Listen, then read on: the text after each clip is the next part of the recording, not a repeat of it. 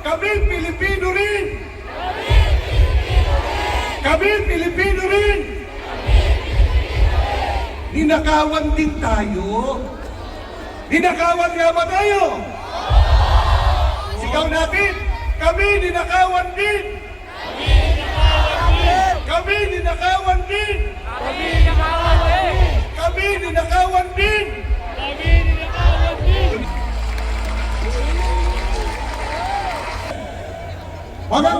Magandang hapon po, mga mahal na kabataan! Hello, Quirino Kanstan! Buhay pa ba kayo?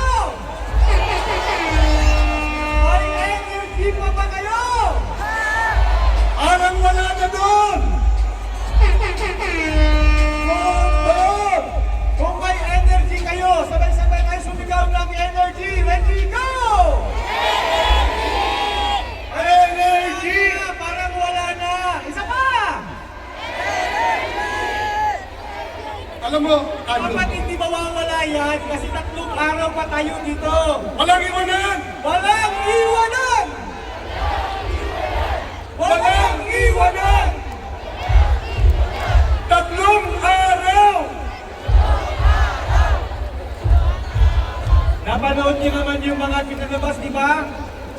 Mga kababayan, mga kapatid, yung mga kababayan natin nakalubog sa tubig pa. Yan na naman ang sinasabi ko sa iyo. At sasabihin ka na. Sasabihin ako eh. Wala kasi yung EBB, naipalabas na. Naipalabas na. Pero babalikan mo. Pero binabaha, Ah. di ba? Kawawa ba o hindi? Kawawa! Kaya tayo ngayon sinisigaw. Gusto natin mabigyan sila ng hustisya. Justisya! Pero yung mga nagnakaw, binabaharin. Binabaha rin Oo, binabaharin. Binabaha ng ano?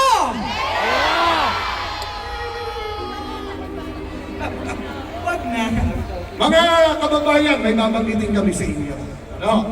Kasi kanina binanggit na namin to, pero may hindi pa nakarinig. Nagtataka sila, bakit daw tayong mga Iglesia ni Cristo narito at nagrarally? Bagamat tayo yung mga kaanib sa Iglesia ni Cristo, tayo po ay mga Pilipino rin. Pilipino po ba tayo? Sigawan ninyo, kami Pilipino rin. Kami Pilipino rin. Ninakawan din tayo. Ninakawan nga ba tayo? Sigaw natin, kami ninakawan din. Kami ninakawan din. Kami ninakawan din! Kami ninakawan din. Kami ninakawan din! Ngayon, teka muna, may gagawin Sa puro. doon sa mga ninakaw, di ba? Ah, Yung perang ninakaw, anong dapat gawin? Anong dapat gawin? eh doon sa nagnakaw, anong dapat gawin? Anong dapat gawin? Para malaman natin kung sino talaga yung mga dapat ikulong na yan, dapat maging transparent. Dapat ipakita yung investigasyon. Huwag itago! Sigaw! Huwag itago! Yun. At para tayo ay bigyan lang ng linaw na ginagawa natin ngayon dito, kapatid na Jerry, ay tawagin na natin. Apo, mayroon pong magsasalita po sa atin para bigyang linaw po ang ilang mga issues tungkol po sa nagaganap na napakalaking nakawan sa kamangyaman po ng ating bansa. At na ginagawa natin ngayon na magkasama-sama para ihayag ang ating damdamin. Apo, Wagin natin. hindi yung tayo naninira. Inihayag lang natin ang ating damdaming pagod na ang ginagawang pagkanakaw sa atin. Narito po, Tawagin na natin. tawagin na natin ang kapatid na Edwin Sabala. Palakpakan po natin.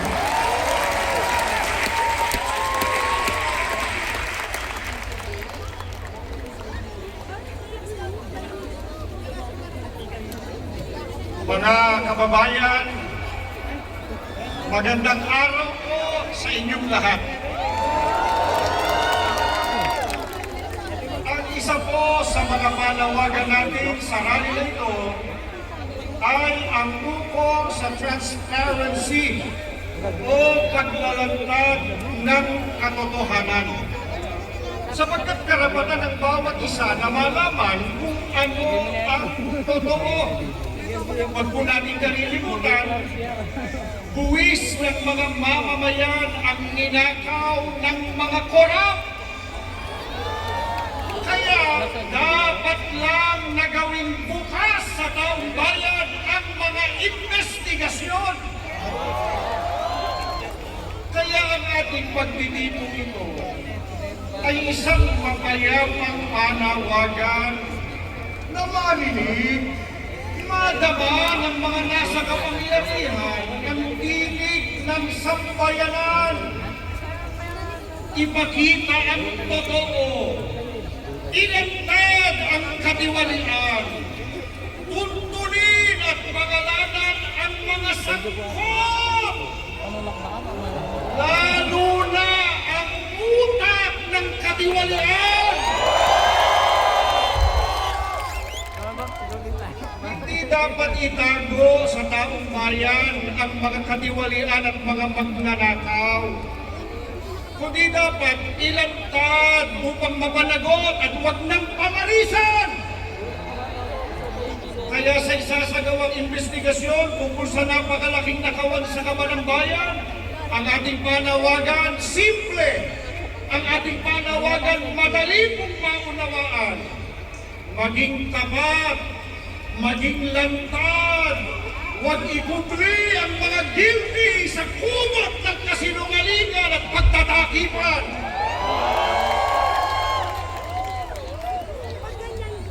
Pero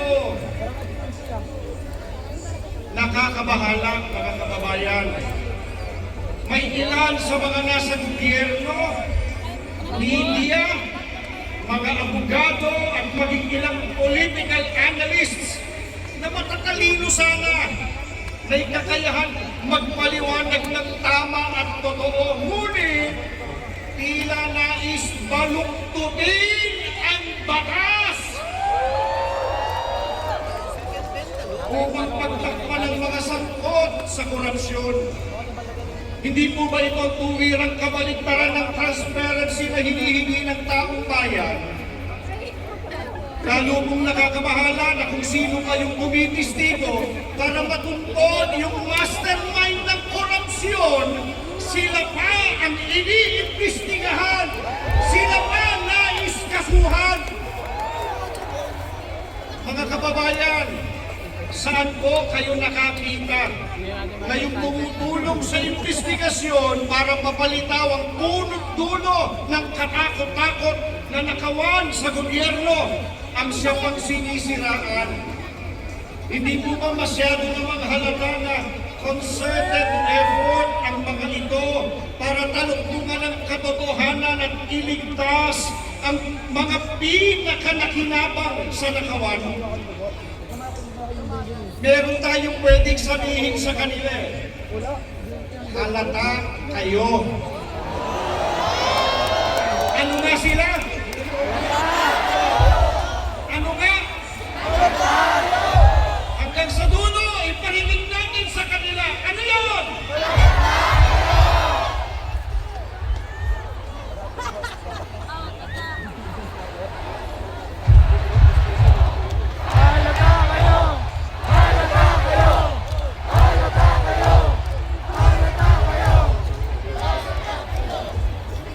Kapag ang mga dapat sanang tagapagtanggol ng katotohanan ay siya pang nagpupubli nito, saan pupulutin ang ating bayan?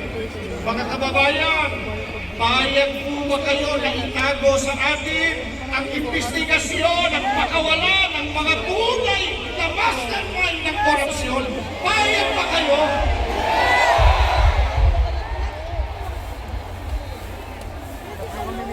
Kaya malinaw po ang ating panawagan. Malinaw po ang ating panawagan. Ang investigasyon investigasyon ay dapat maging transparent at makatarungan upang mapanagot ang mga nagkasala. Sapagkat kung meron pong pagtatakil, kung meron pong manipulasyon, kung ang batas po ay babaluktutin upang maprotektahan ang mga makapangyarihan, ay hindi kailanman maghahari ang katarungan at mananatili po na biktima ang sambayanan. Papayag ba kayo?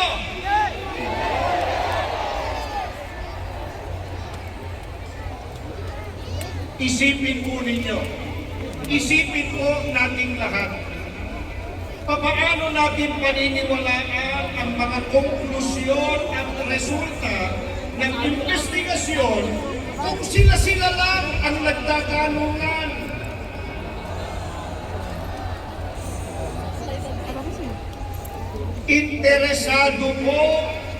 Interesado po ang marami. Sino-sino yung tinatawag? Sino-sino yung itinuro nilang sangkot o may pakana sa nakawan sa pondo ng bayan? Ano-ano yung mga ebidensyang ipinakita? Paano po ito ipinroseso? Ano yung mga hakbang na ginawa ng komisyon? Karapatan po ng mga mamamayan ang malaman ng mga iyan sapagkat buwis nila mula sa kanilang dugo at pawis ang walang konsyensya ninakaw ng mga kawakan.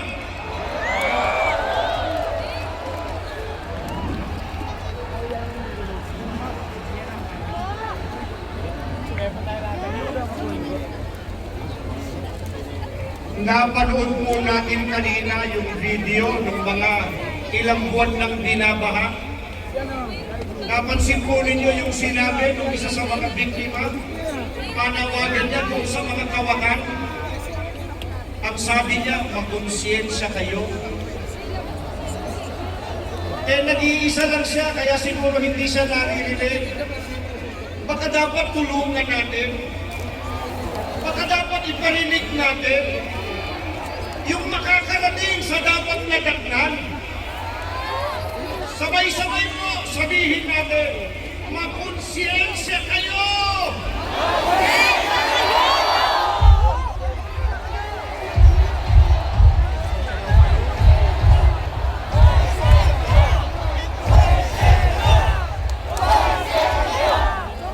Mga kababayan, magbibigay po tayo ng halimbawa. Sa dinami-dami ng kongresista na napangalanan na di umano'y sangkot, ilan na po ang pinatawag man lang ng komisyon.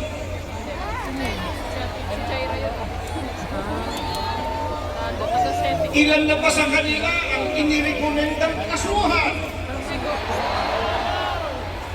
Bakit tila kakaunti lang sa kanila ang nasa listahan ng pinakakasuhan?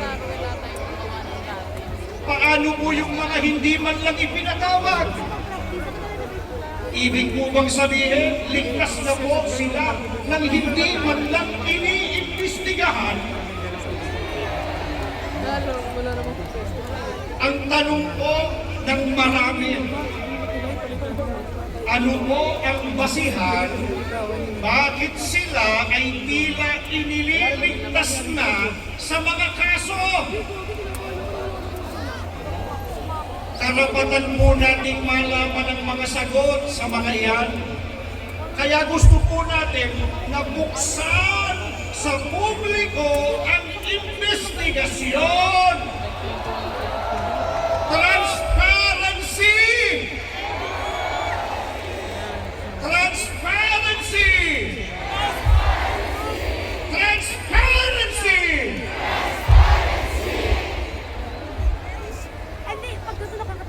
Mga kababayan, maging ang pagpapalutang ng mga isyu na lihis sa pagtuntun sa ugat ng katiwalian.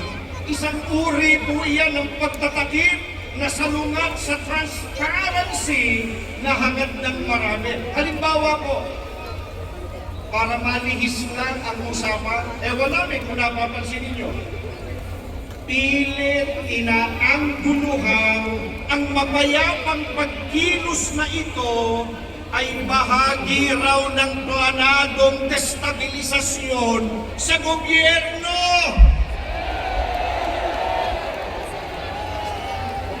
Totoo ba yun? Totoo ba yan? Mulat sa poon at hanggang ngayon po, hayagan tayong nakikipag-ugnayan sa lokal at nasyonal na pamahalaan tungo sa maayos na koordinasyon para sa peace and order. Mahigpit din na ibinilig sa mga kapatid na panatilihin ang kaayusan. Alam niyo po yan! Maging sa leksyon sa pagsamba na itinuro sa buong iglesia, ibiniling pa nga sa atin, ipanalangin